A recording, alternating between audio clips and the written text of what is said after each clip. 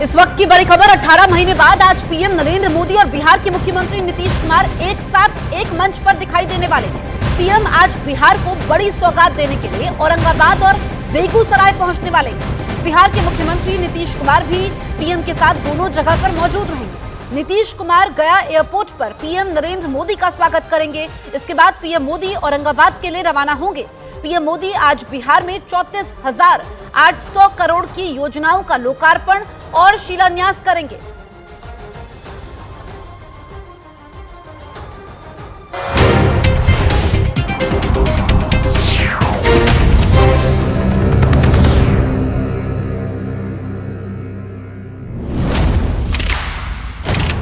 सुबह की वो अहम खबरें जो बदलती हैं दिन का रुख, तय करती हैं देश की दशा और दिशा और डालती हैं आपकी जिंदगी पर सीधा असर। रखिए हर खबर पर मेरे साथ नजर। देखिए न्यूज 18 इंडिया मॉर्निंग प्राइम, सिर्फ न्यूज 18 इंडिया पर। पेड़ गिरने की वजह से दूसरे मकान की दीवारें भी टूट गईं और वहां सड़क के किनारे मलबे का ढेर इकट्ठा हो गया। इसके साथ ही वहां बिजली के तार भी इसकी चपेट में आ गए। इस बीच इनकम टैक्स विभाग ने यूपी के कानपुर में बंशीधर तंबाकू कंपनी के कई ठिकानों पर छापे मारे। इनकम टैक्स विभाग ने यूपी के कानपुर में बंशीधर तंबाकू कंपनी के कई ठिकानों पर छापेमारी की। यूपी के अलावा जांच एजेंसी की यह कार्रवाई दिल्ली और मुंबई समेत 5 राज्यों में हुई। इस दौरान इनकम टैक्स की टीम ने दिल्ली में इस कंपनी के मालिक के घर से 60 करोड़ रुपए की महंगी घड़ियां जब्त करने का दावा किया। इनकम टैक्स कर चोरी का पूरा मामला, इसके अलावा उन्होंने जो अपनी आमदनी दिखाई थी उससे ज्यादा आमदनी जो है वो जांच में पाई गई है। सूत्रों के हवाले से खबर है कि छत्तीसगढ़ में बीजेपी अपने 4 मौजूदा सांसदों का टिकट काट सकती है। राज्य में बीजेपी के 6 सांसद हैं। हालांकि विधानसभा चुनाव से पहले ये संख्या 9 थी, लेकिन उनमें 3 सांसदों को विधानसभा चुनाव में उतारा गया था। दिल्ली वक्फ बोर्ड से जुड़े मनी लॉन्ड्रिंग मामले में दिल्ली की राउज एवेन्यू कोर्ट ने आम आदमी पार्टी के विधायक अमानतुल्लाह खान को अग्रिम जमानत देने से इनकार कर दिया। ईडी ने उनके खिलाफ केस दर्ज किया था, जिसके बाद अपनी गिरफ्तारी की आशंका को देखते हुए अमानतुल्लाह खान ने कोर्ट में अर्जी दी थी। इधर संदेशखाली के मुद्दे पर बीजेपी ने दिल्ली में जोरदार प्रदर्शन किया। नारेबाजी कर रहे कार्यकर्ताओं ने आरोप लगाया कि ममता बनर्जी की सरकार ने महिलाओं का शोषण करने वाले शाहजहां शेख को बचाने का काम किया। और इसी के बाद बीजेपी ने देश के अलग अलग शहरों में ममता बनर्जी के खिलाफ मोर्चा खोल दिया। दिल्ली के चाणक्यपुरी इलाके में सैकड़ों बीजेपी कार्यकर्ताओं ने एक साथ धावा बोल दिया। इस दौरान जब उनका सामना पुलिस से हुआ तो वहां बवाल मच गया। पुलिस ने बैरिकेडिंग करके उन्हें रोकना चाहा, लेकिन बीजेपी कार्यकर्ताओं ने लोहे के उन बैरिकेड पर चढ़कर नारेबाजी शुरू कर दी।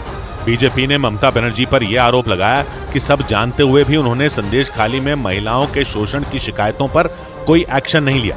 दिल्ली बीजेपी जो है वो प्रदर्शन कर रही है और साफ तौर पर ममता बनर्जी के इस्तीफे की मांग कर रही है। इस विरोध मार्च की अगुवाई बीजेपी की महिला कार्यकर्ताओं ने की, क्योंकि शाहजहां शेख पर आदिवासी समुदाय की महिलाओं के शोषण के आरोप लगे। हालांकि 55 दिनों से गायब शाहजहां शेख को एक दिन पहले ही पुलिस ने गिरफ्तार कर लिया, लेकिन उनकी गिरफ्तारी 5 फरवरी को ईडी की एक टीम पर हुए हमले के मामले में हुई।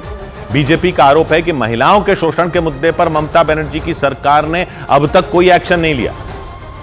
और इसी बात का विरोध बीजेपी ने दिल्ली में भी जताया। ममता बनर्जी पर भड़के बीजेपी कार्यकर्ताओं ने लोहे के बड़े बड़े बैरिकेडों को जमीन पर पटक दिया और फिर उन्हीं पर चढ़कर ममता बनर्जी के खिलाफ नारेबाजी की।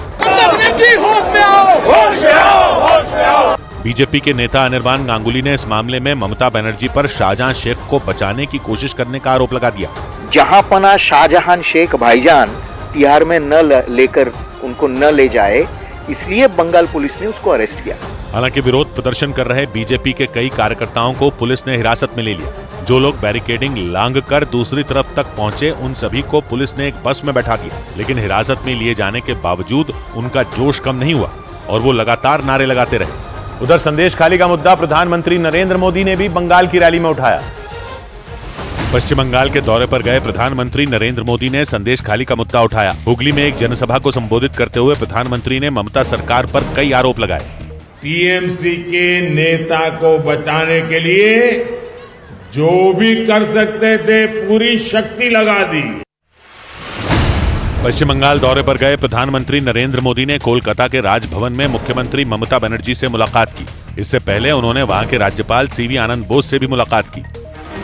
चंडीगढ़ पुलिस ने गैंगस्टर लॉरेंस बिश्नोई और गोल्डी बराड़ की खास मानी जाने वाली लेडी डॉन माया और उसके 2 साथियों को गिरफ्तार करने का दावा किया। पुलिस के मुताबिक माया पिछले कई दिनों से गैंगस्टर रोहित गुदारा के संपर्क में थी। उधर केरल के तिरुवनंतपुरम में कांग्रेस के छात्र संगठन केएसयू यानी केरला स्टूडेंट्स यूनियन ने लेफ्ट के छात्र संगठन एसएफआई यानी स्टूडेंट्स फेडरेशन ऑफ इंडिया के नेताओं की गिरफ्तारी की मांग पर जमकर हंगामा किया।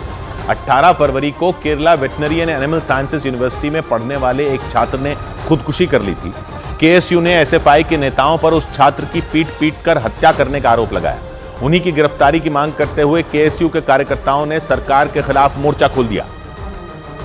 लेकिन बवाल तब हो गया जब प्रदर्शन कर रहे लोगों को तितर-बितर करने के लिए पुलिस ने उन पर वाटर कैनन का इस्तेमाल शुरू कर दिया।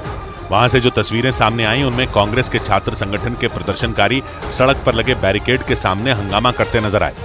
तभी पुलिस ने उन पर पानी की बौछार शुरू कर दी। वाटर कैनन का इस्तेमाल शुरू होते ही प्रदर्शन कर रहे लोगों में भगदड़ मच गई। कई लोग तो वहां से हट गए, लेकिन कुछ लोग पानी की तेज धार के आगे खड़े हो गए। हालांकि बाद में पुलिस ने वाटर कैनन का इस्तेमाल बंद कर दिया।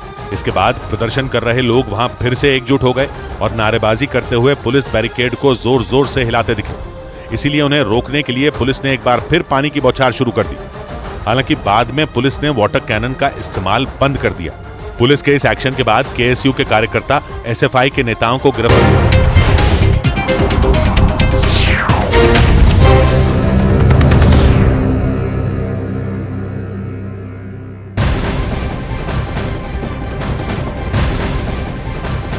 इस वक्त की बड़ी खबर पश्चिम बंगाल से। पीएम नरेंद्र मोदी के पश्चिम बंगाल दौरे का आज दूसरा दिन है।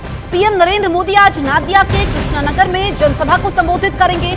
पश्चिम बंगाल की अपनी यात्रा के दूसरे दिन पीएम नरेंद्र मोदी कई परियोजनाओं का उद्घाटन करेंगे। पीएम नादिया के कृष्णानगर में दामोदर घाटी निगम की रघुनाथपुर बिजली परियोजना के दूसरे चरण की आधारशिला रखेंगे।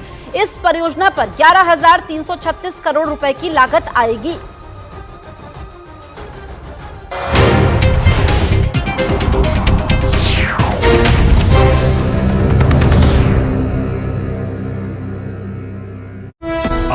को लेकर सड़क पर ही धरने पर बैठ गए। हालांकि इस मामले में पुलिस ने 9 लोगों को गिरफ्तार किया और उनमें 2 एसएफआई के नेता बताए गए। उत्तर प्रदेश के अमरोहा में लगे पोस्टरों की वजह से वहां के सांसद दानिश अली एक बार फिर चर्चा में आ गए, क्योंकि अमरोहा में दानिश अली के लापता होने के पोस्टर लग गए और इन पोस्टरों में दानिश अली की तस्वीर के नीचे लिखा गया कि ढूंढकर लाने वाले को इनाम मिलेगा। दानिश अली की तस्वीर